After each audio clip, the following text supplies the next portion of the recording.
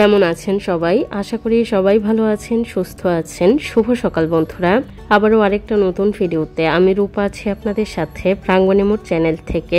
আরও একটা নতুন ভিডিওতে সবাইকে অনেক স্বাগত, অনেক অনেক ভালোবাসা। আমার এই বারান্দাটা অনেকেই খুব বেশি পছন্দ করেন। আমার তো অনেক বেশি ভালো লাগার এবং ভালো সময় কাটানোর অনেক বড় একটা মাধ্যম এই বারান্দাটা আমার। খুব বেশি ফুল ফোটে না, তবে বেশ কয়েক ধরনের ফুল গাছে আছে, এক এক সময় এক এক ধরনের ফুল ফোটে। দেখতে যেমন ভালো লাগে, মনটা ভালো করার জন্য এই ছোট্ট একটা পরিবেশই যথেষ্ট। প্রকৃতি কি নিদারুণ নিঃস্বার্থভাবে সবটুকু উজাড় করে দিয়েছে আমাদেরকে, বিনিময়ে কোনো কিছুই চাওয়া বা পাওয়ার নেই আমাদের কাছ থেকে। সকালবেলা আমি ক্যামেরা অন করলাম শুধুমাত্র ওই যে সকালবেলার সুন্দর পরিবেশটা সেটা একটু ক্যামেরায় তুলে রাখার জন্য। তারপরে কিন্তু অনেকক্ষণ ক্যামেরাটা বন্ধ ছিল। আমি দুপুরের জন্য মাছ বের করে নিলাম এবং সেই সাথে ওই যে মাছ যখন আনা হয় ময়লাটা যেদিন ফেলতে পারি না, ময়লাটা সহ সুন্দর করে প্যাকেট করে ডিপ ফ্রিজে রেখে দেই, ওইগুলা বের করলাম। আর সেই সাথে আমাদের সকালের নাস্তা খাওয়া অনেক আগেই কমপ্লিট হয়ে গেছে। একটু ড্রয়িং রুমে বসে মেয়ে পড়ছে আর আমি চাটা উপভোগ করছি। ড্রয়িং রুমে সাধারণত বসা হয় না, খুব কমই বসা হয়। ড্রয়িং রুমটা একটু আবদ্ধ থাকে, তো তারপরও বেশ খোলামেলা, বাতাসও আছে। তবুও আমার দুইটা বেডরুমেই অনেক বেশি পরিমাণ বাতাস, আর আমি বেডরুমে বসে চাটা খেতে যত বেশি এনজয় করি, অন্য জায়গাগুলো আমাকে সেই রকম প্রশান্তি দিতে পারে না। বেডরুমে চাটা খেয়ে আমি যে প্রশান্তি ফিল করি, তো হয় এক একজনের এক এক রকম মেন্টালিটি, এক এক রকম প্রশান্তির উদাহরণ এক এক রকম হয়ে থাকে। চাটা খাওয়ার পরে দেখেন কতগুলো বাসনপত্র আবারও হয়ে যায়। এক প্রস্ত বাসনপত্র কিন্তু আমি সকালে খাওয়া দাওয়ার পরে যেগুলা অনেক বেশি ছিল সেগুলো ধুয়ে নিয়েছি। প্রত্যেক দিনই চা খাওয়ার পরে আবারও এই যে চায়ের কাপ, তারপরে টুকটাক থালা বাটি, চায়ের ডেকসি, ছাঁকনি এগুলা থেকে যায়। এগুলো আবার চা খাওয়া হয়ে গেলে দুপুরের রান্নার আগে সিঙ্কটা খালি করার জন্য এবং কাউন্টার টপের আশেপাশের জায়গাগুলা খুব সুন্দর করে পরিষ্কার করে নিতে হয়, না হলে তো আবার দুপুরের রান্নাবাড়াটা করা যাবে না। রান্নাঘরটা খুব ছোট না, তবে খুব বড়ও না। তারপরেও যেহেতু নির্দিষ্ট একটা গণ্ডি এবং নির্দিষ্ট জায়গার ভেতরে কাজ করতে হয়, উপরে তো তার জন্য একটা নির্দিষ্ট জায়গা, যে কারণে কাউন্টার টপটা আগে পরিষ্কার করে নিতে হয় এবং জিনিসপত্রগুলো ধোয়া হয়ে গেলে একটা নির্দিষ্ট স্থানে বা কোনো ঝুড়িতে উপর করে রেখে দেই। আবার একটা সময় হাতে বের করে ওই জিনিসগুলা কিন্তু জায়গা মতো রাখতে হয়। ওই যে ঝুড়িতে রাখি ওই ঝুড়িটাও আবার খালি করতে হয়। ছোট ছোট যে কোনো জিনিসের ভেতরে বিশেষ করে মানি প্ল্যান্ট গ্রো করতে আমার অনেক বেশি ভালো লাগে। আর যেহেতু ভিডিওর আশেপাশে গাছ রাখি, ছোট জিনিসে গাছগুলা গ্রো করলে আশেপাশে রাখতে সুবিধা হয়। ছোট্ট একটা দইয়ের যে প্লাস্টিকের কাপগুলা হয়, এটাতে ছোট্ট মতন একটা মানি প্ল্যান্ট খুব সুন্দর হয়েছে। আর একটু ইঞ্চি প্ল্যান্টও ছিল, ইঞ্চি প্ল্যান্টটা মাঝে মাঝে ছিঁড়ে দেই, বেশি লম্বা হয়ে গেলে ভালো লাগে না। আর যে ছোট্ট বালতিটা দেখলেন, এটা আমার মেয়ের অনেক আগের খেলনা একটা বালতি। এটাকে আমি পরবর্তীতে রং করে নেব, আপাতত ওই যে এভাবেই রাখলাম। আর ওই যে উপরে কাঠটা দেখলেন, এটাতে আমার যাবতীয় কাপগুলা থাকে। আপাতত ওইটা খালি আছে, ওই যে কাপগুলা ধুয়ে ঝুড়িতে রেখে দিয়েছি জল ঝরার জন্য। গত ভিডিওতে তৃপ্তি দিদিভাই কমেন্ট করলো যে দই নাকি, বিশেষ করে টক দই দিদিভাই জমাতে পারে না। তো আমি ঠিক জানি না কেন টক দই জমাতে পারো না। ওই যে দইয়ের যে বীজ বা দই বসানোর জন্য যে সাজাটা দরকার হয়, সেটা আসলে পরিমাণ মতো যদি না হয়, এটাও একটা কারণ হতে পারে দই ঠিক মতো না বসার।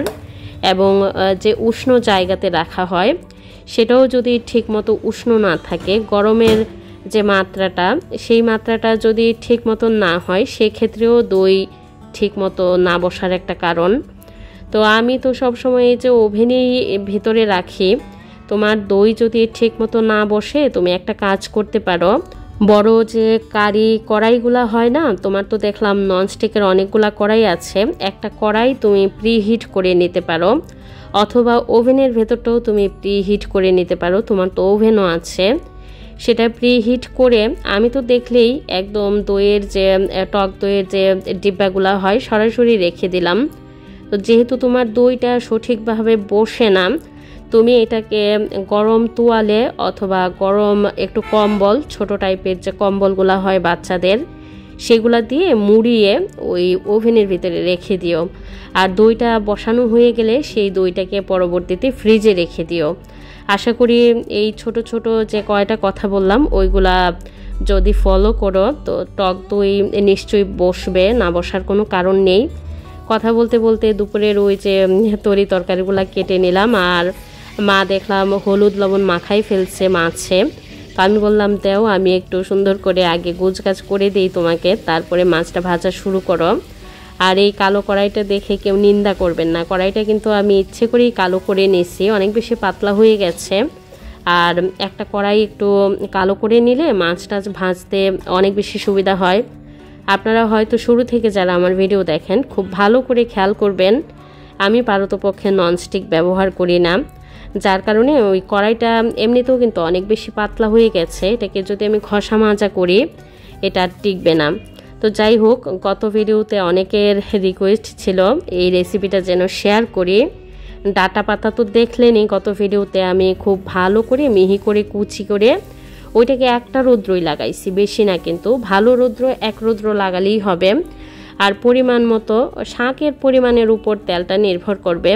আপনারা যখন রান্না করবেন তখন বুঝতে পারবেন, তবে এই শাকে একটু তেলটা বেশি লাগে। ধরেন আমি এখানে হাফ কাপ মতন তেল দিলাম আর হাফ কাপ পেঁয়াজ দিলাম। এই শাকটার ভেতরে কোনো কিচ্ছু যাবে না, কাঁচামরিচও যাবে না, জাস্ট একটু খুব সামান্য পরিমাণ 1 পিঞ্চ আমি হলুদ গুঁড়া দিলাম আর হাফ টিস্পুন পরিমাণ ধনে গুঁড়া দিলাম। খুবই অল্প আছে করতে হবে, পেঁয়াজটা লাল লাল হয়ে ভাজা হবে, মুচমুচে থাকবে কিন্তু পুড়ে যাবে না। এই রকম অবস্থায় এই যে ডাটা শাকটা আমি শুকিয়ে রাখছিলাম সেটা দিয়ে দিলাম।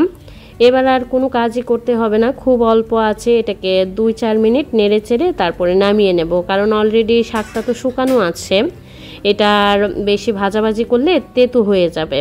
তো এই রেসিপিটা এত বেশি দুর্দান্ত, এটা একান্তই আমার নিজস্ব রেসিপি। আমার শাশুড়ি মা পাট শাকটা ঠিক একইভাবে রান্না করে, ঠিক এই প্রসেসেই রান্না করে। তো আমি চিন্তা করলাম যে ডাটা শাকটাও কেন না এইভাবে খাওয়া যাবে, অবশ্যই খাওয়া যাবে, কেন যাবে না। ওই চিন্তাধারা থেকেই এই রেসিপিটা একদম আমার নিজস্ব রেসিপি। আর রেসিপিটা অবশ্যই ট্রাই করবেন।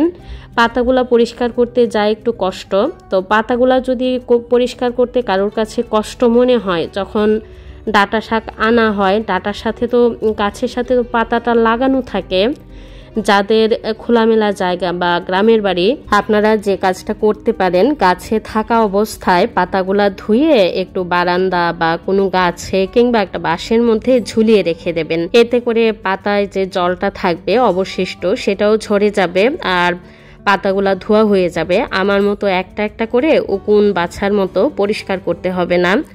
আমার তো খোলামেলা জায়গা নেই, তাছাড়া আমার হাতে যথেষ্ট পরিমাণ ওই সময়টাতে সময় ছিল, একটা একটা পাতা করে আমি পরিষ্কার করে নিয়েছি।